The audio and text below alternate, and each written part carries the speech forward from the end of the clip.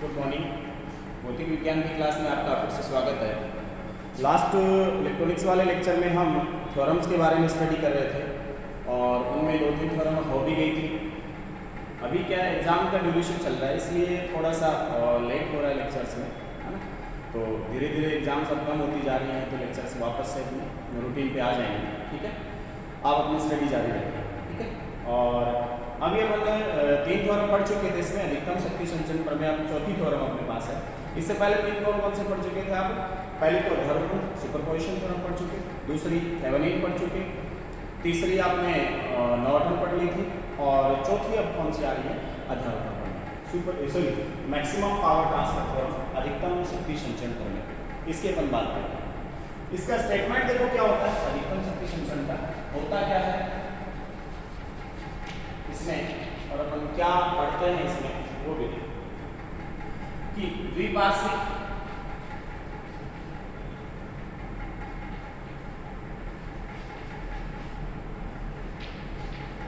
रैखिक प्रतिबाधाओं तथा ऊर्जा स्रोत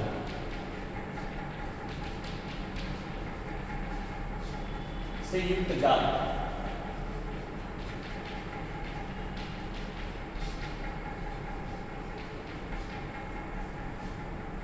में यदि ऊर्जा स्रोत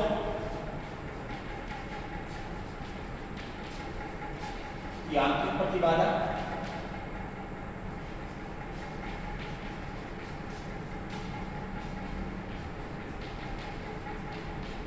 तथा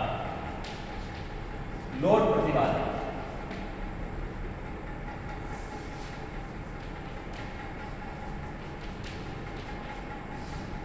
परस्पर सम्मिश्र संयुग्मी हो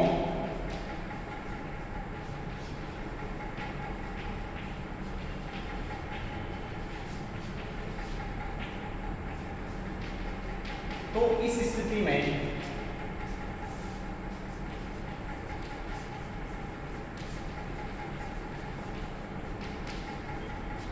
लोड को संचरित शक्ति का मान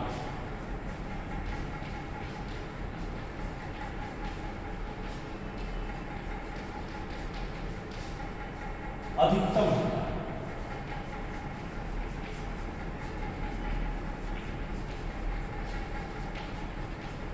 ये अपने पास सिस्टम है। ये स्टेटमेंट आ गया कहने का मतलब, यानी कि कहने का मतलब ये हुआ कि अगर अपने पास कोई सर्किट है उसको अपने सिंप्लीफाई कर लिया, और सिंप्लीफाई करने के बाद अपने पास एक ई इक्विवेलेंट आ गया, एक ई इक्विवेलेंट सपोज ई के बराबर आ गया, है ना। एक वोल्टेज सोर्स आ गया जिसको ऊर्जा स्रोत की तरह यहाँ ट्रीट करें, ऊर्जा स्रोत, और जो भी प्रतिबाधाएं जुड़ी थी, चाहे वो रेजिस्टेंस जुड़ा हो, चाहे वो कुंडली जुड़ी हो, चाहे वो ट्रांजिस्टर कैपेसिटर्स जुड़े हो, सॉरी कैपेसिटर्स जुड़े हो, कैसे भी जुड़े हो, उन सभी की कुल प्रतिबाधा अगर अपने पास हम कंसीडर करें तो वो कितनी है? Z। ये यहाँ Z इस E की क्या कहलाएगी? इंटरनल इंपेडेंस कहलाएगी, आंतरिक प्रतिबाधा कहलाएगी। इसके सीरीज में जुड़ी, जैसा कि आपने थेवेनिन में किया था वैसा। फिर अपन कहते हैं कि अगर इस प्रकार का कोई सर्किट अपने पास है, इक्विवेलेंट सर्किट है ना, और हम ये कह रहे हैं कि इस इक्विवेलेंट सर्किट के साथ अगर लोड जोड़ दिया जाए, अगर अपन क्या जोड़ते हैं इसके साथ लोड जोड़ दिया, तो देखो क्या होता है।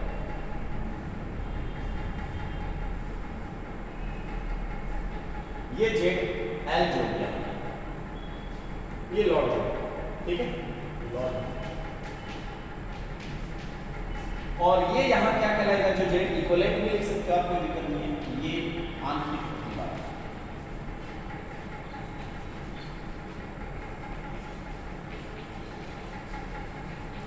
इसकी समझ गए? इस प्रकार से अपने पास कोई सर्किट है, सिंप्लीफाइड सर्किट है। अब उसमें ये कह रहे हैं कि अगर Z और ZL क्या हो? एक दूसरे की सम्मिश्र संयुग्मी। कौन से संयुग्मी? सम्मिश्र संयुग्मी हो। सम्मिश्र संयुग्मी का मतलब क्या हुआ? अपन उसमें चले गए, इसमें चले गए, कॉम्प्लेक्स मैथमेटिक्स में चले गए, जहां आपके पास सपोज कोई बार जो होता है उसका समेशन सी यूवी वो a माइनस आयोटा b होता है। ये परस्पर क्या कहलाते हैं? समेशन सी यूवी राशि कहलाते हैं।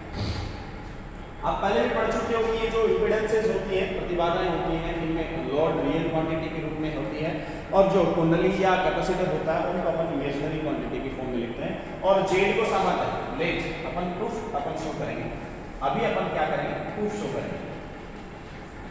उसके लिए करेंगे लेट। अपन ने मान लिया, क्या मान लिया कि जेड जो होता है उसको मैं कैसे लिख रहा हूं?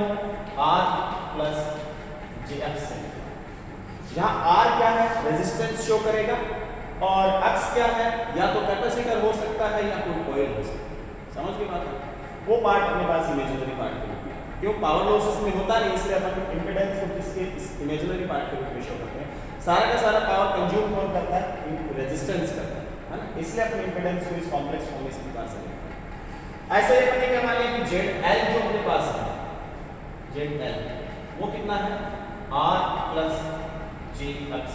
अब ये एल है तो इसमें एल लगा दिया, ये दोनों क्वांटिटी जब हमने कंसीडर करी, ये दोनों इस प्रकार से, इसको अपन ऐसे लिखा और इसको ऐसे लिखा है। और प्रूव क्या करना है? प्रूव क्या करना है कि जेड और जेड एल क्या है? परस्पर संयुग्मी। To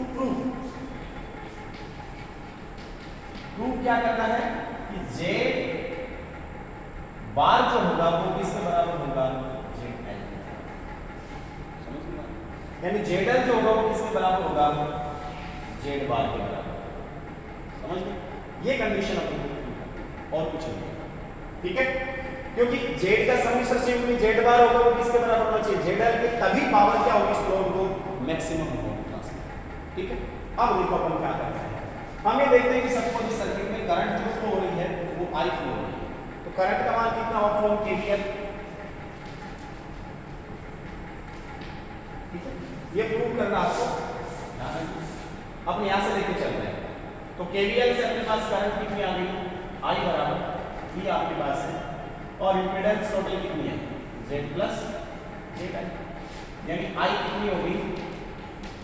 E upon Z, R plus J X और plus R plus J X L load, ठीक है? ये अपने पास है। अब देखो आई कितना आया अपने पास?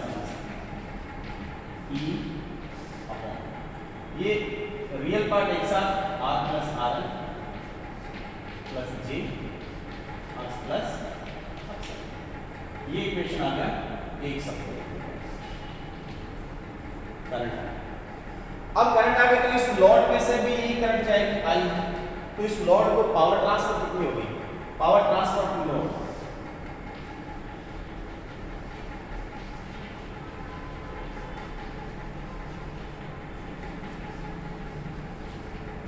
पावर जो कंज्यूम करेगा लोड में वो कौन करेगा? रेजिस्टेंस आरएल करेगा, इसलिए पावर जो होगी पीएल वो कितनी होगी? आई स्क्वायर इंटू आर। समझ? तो कितना हुआ इसका मान? आई स्क्वायर पी स्क्वायर अपॉन इन दोनों का स्क्वायर, तो कंप्लीट का स्क्वायर, इसका और इसका, ए प्लस आई तो बी का होल स्क्वायर कितना होता है? A square plus B square, तो इसका square R plus R L का स्क्वायर प्लस इसका एक्स प्लस एक्स एल का स्क्वायर इनटू आर एल। अब ये देखो ये दो चीजों पे डिपेंड करेंगे, ये तो इंटरनल इंपेडेंस है, लॉड को अपन वेरिएबल रख सकते हैं, तो लॉड में या तो आर एल वेरी कर सकता है या एक्स एल वेरी कर सकता है, दोनों केस अपन कंसीडर करके देखें तो क्या होगा? देखो दोनों केसेस में क्या होगा, मैं इसको मिटा देता हूँ।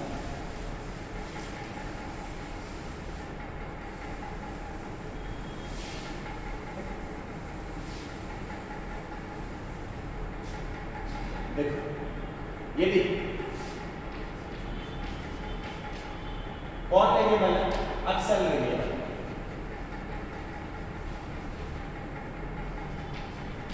तो P मैक्सिमम के लिए PL मैक्सिमम के लिए लोड को, अगर एक्सल वेरिएबल है तो लोड को मैक्सिमम पावर मिलनी चाहिए, इसके लिए इस PL मैक्सिमम होने के लिए क्या होना चाहिए? dPL upon B XL should be equal to, समझ गए? ये मान कितना होगा? एक्सएल के करस्पॉन्डिंग क्या करोगे इसका डिफरेंशिएशन करोगे। हर का स्क्वायर हर क्या है आर प्लस आर एल का whole square plus X plus XL का होल स्क्वायर, ये है इस हर का होल स्क्वायर। फिर हर इंटू अंश का अवकलन, तो हर तो ये क्वांटिटी इंटू अंश का अवकलन, इसमें एक्सएल है नहीं, ये कांस्टेंट की तरह बिहेव करेगा तो 0 माइनस अंश इंटू हर का अवकलन। अंश अपने पास कैसा बी स्क्वायर आर इंटू हर का अवकलन, इसका अवकलन तो 0, इसका अवकलन कितना 2 इंटू एक्स प्लस एक्स, तो 2 इंटू एक्स प्लस। अब ये क्वांटिटी 0 कब होगी? बहुत सिंपलेस्ट फॉर्म अपने पास क्या रहेगी, ये क्या होना चाहिए should be equal to 0, that means X plus XL that should equal to 0, समझ गए? तो एक्सएल कितना हो गया? Then XL should be equal to minus of X. समीकरण नंबर कितना पहले से जाए, put equation 3 into equation 2।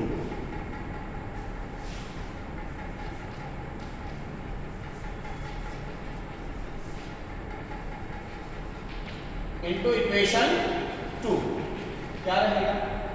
PL कितना आ जाएगा? अब E square R L upon ये बचेगा, ये तो 0 हो जाएगा, एक्स प्लस एक्सएल तो 0 आ गया, तो कितना आ जाएगा आर प्लस आर एल का इक्वेशन नंबर 2। अब अपने पास पावर का फॉर्मूला सिंपलीफाई होकर ये आ गया, ये अपन यही पढ़ा रहे हैं, ठीक है? देखिए क्या है, अब अपन ये कहेंगे सपोज पीएल किसी पे डिपेंड कर आरएल पे एक पे, और आरएल वेरिएबल है suppose, now suppose RL is variable,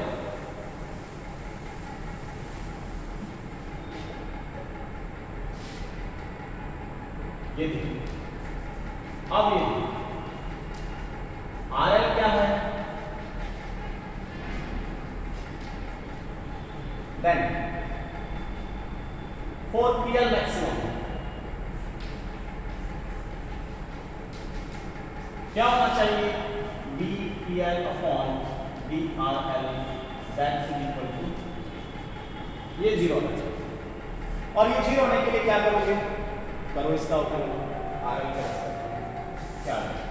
her R plus RL का होल स्क्वायर का होल स्क्वायर, क्योंकि स्क्वायर ऑलरेडी हर का स्क्वायर, इसका स्क्वायर पावर 4, हर इंटू अंश का अवकलन, हर ऐसे का ऐसा अंश का अवकलन ई स्क्वायर बचेगा, तो E square into R plus R L का स्क्वायर माइनस हर इंटू अंश का अवकलन कर दिया। अब अंश इंटू हर का अवकलन, अंश ऐसे का ऐसा, अंश कितना ई स्क्वायर आर एल, हर का अवकलन इसका अवकलन 2 पहले जाएगा, 2 पहले आ गया, आर प्लस आर एल, ये ठीक है, ये 0 होना चाहिए, ये क्या होना चाहिए 0, यानी अब इसको 0 के बराबर, इसका मतलब यहां से ई स्क्वायर कॉमन आ रहा है, आर प्लस आर एल भी कॉमन आ रहा है ना, तो E square R plus R L common, bracket में क्या बच गया, यहां तो क्या बचा R plus R L minus E square हो गया, आ गया आर बटा क्या आर प्लस आर एल की power 4 that should be equal to 0। ये एक तो कट गई ना यहाँ से पावर, ये 3 बच गए, क्या आया ई स्क्वायर, यहाँ से देखो एक माइनस का बचा R minus R L upon R plus R L की power 3 that should equal to, that is ये 0 होने के लिए सिंपल फॉर्म क्या रहेगी R plus R L R minus R L that should equal to 0, यानी कि R L should be equal to R. समीकरण नंबर 5 ये चौक में या ठीक है, या नाउ अब क्या रहेगा, अब अपने पास क्या हुआ, आर का मान भी आ गया, एक्सएल का भी आ गया, तो तो अब नाउ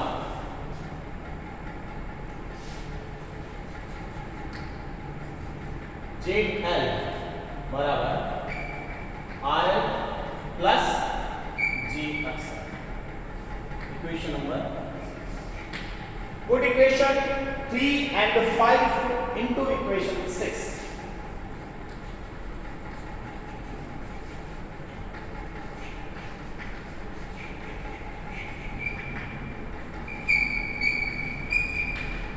क्या रहेगा? जेड एल बराबर 4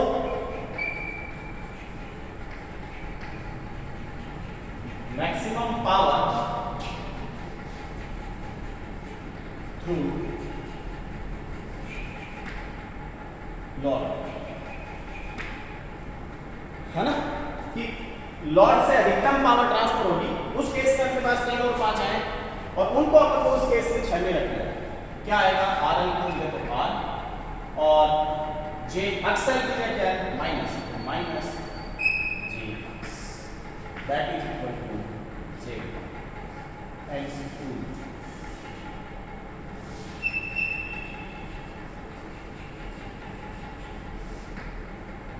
समझ गए? ये सिचुएशन अपने पास रहती है। यही बात आ गई ना, देखो जेड एल किसके होनी चाहिए? कॉम्प्लेक्स कॉन्जुगेट जेड के कॉम्प्लेक्स कॉन्जुगेट, क्योंकि जेड तो आर प्लस जे एक्स है। आर माइनस जे एक्स क्या होगा? यहां से जेड बार क्या होगा? आर माइनस वो ये आर, मतलब जेड का कॉम्प्लेक्स कॉन्जुगेट जेड एल के बराबर, यानी जेड का कॉम्प्लेक्स कॉन्जुगेट जेड एल है। उसी केस में पावर क्या होगी? Maximum transfer. समझ गए? ये अपने पास प्रूफ था इसका, मैक्सिमम पावर ट्रांसफर थ्योरम का प्रूफ था। अब अपन एक छोटा सा और देख लेते हैं इसमें कि मैक्सिमम पावर कितनी ट्रांसफर होगी। नाउ नॉट, इसमें एक छोटी सी बात हो गई, मैक्सिमम पावर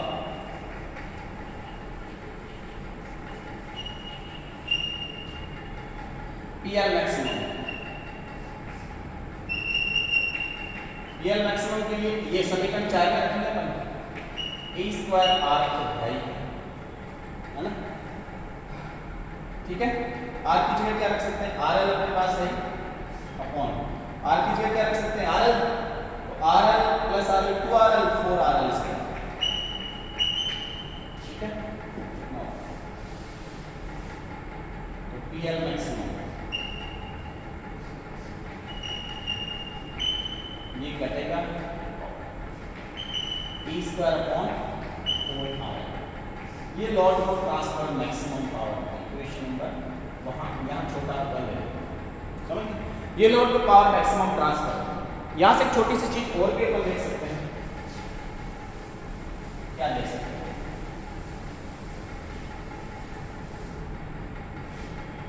टोटल पावर कितनी होगी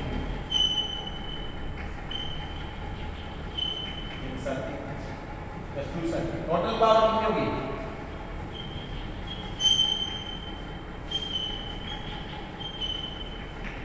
तो हॉल देखो, सारा जो सर्किट है पूरा का पूरा, उससे कितनी पावर ट्रांसफर होगी टोटल? वो कितनी होगी? P total. इसको सपोज मैं पी कह देता हूं, वो कितनी होगी? आई स्क्वायर आर प्लस आर, क्यों आर प्लस आर एल? क्यों आर प्लस आर एल? इसलिए क्योंकि पावर जो ट्रांसफर होगी बैटरी ई के द्वारा या पावर सप्लाई सोर्स ई के द्वारा, वो जेड में से भी जाएगी और लॉड में से भी जाएगी। तो पूरे सर्किट को कितनी पावर ट्रांसफर करेगा ई, वो अपन देख रहे हैं। तो वहां आर कंज्यूम करेगा पावर को और यहाँ कौन करेगा? आर एल, ये कंडीशन। तो पी कितना हो जाएगा? पी आई स्क्वायर का मान, आई स्क्वायर का मान कितना अभी तो आया था अपने पास? E square upon R plus R L का whole square plus X plus X L का होल स्क्वायर, और ये यहां कितना आया? R plus R L. अब देखो जरा, तो किसी चीज का ध्यान दोगे आप?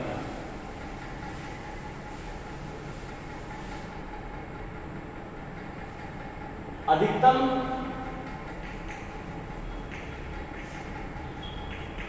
संचरण की स्थिति में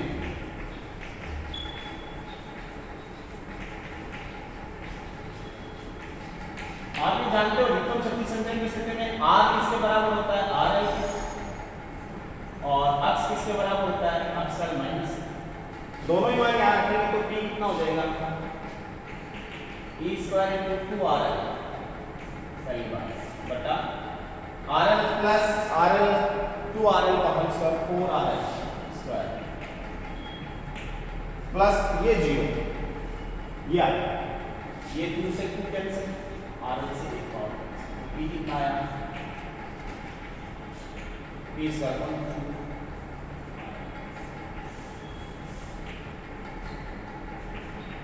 देखो जरा समीकरण 1 और 2 को देखो, यानी फ्रॉम इक्वेशन 1 एंड 2 यहां वाला P जो अपने पास एज लॉर्ड से पावर ट्रांसफर मैक्सिमम है वो कितनी है, 1/2 ऑफ P देखा इक्वेशन का कि लॉर्ड को जो पावर ट्रांसफर होती है मैक्सिमम पावर ट्रांसफर की कंडीशन में वो पावर 1/2 ऑफ P डॉट, अधिकतम पावर की हाफ ही संचरित होती, यानी किसी भी सर्किट में अधिकतम पावर अगर लोड को ट्रांसफर करनी है, अधिकतम पावर ट्रांसफर करनी है तो उस कंडीशन में आपके पास ये चीज आती है, क्या आती है कि PL लोड को पावर जो ट्रांसफर होती है मैक्सिमम वो आधी होती है टोटल की आती है, समझ गए बात। हाँ, इस कंडीशन में सर्किट की एफिशिएंसी कम आ सकती है, ये आप ध्यान रखें, एफिशिएंसी भले कम हो सकती है लेकिन इस सिचुएशन में मैक्सिमम पावर जाएगी लोड में से। हाँ, आधी पावर है वो लोड में से नहीं जाएगी, उस पावर का ह्रास होगा इंटरनल इम्पीडेंस में, समझ गए बात। इस चीज का विश्लेषण, ठीक है, ये अपने पास मैक्सिमम पावर ट्रांसफर करेंगे। नेक्स्ट अपन जो भी है वो नेक्स्ट लेक्चर में, धन्यवाद।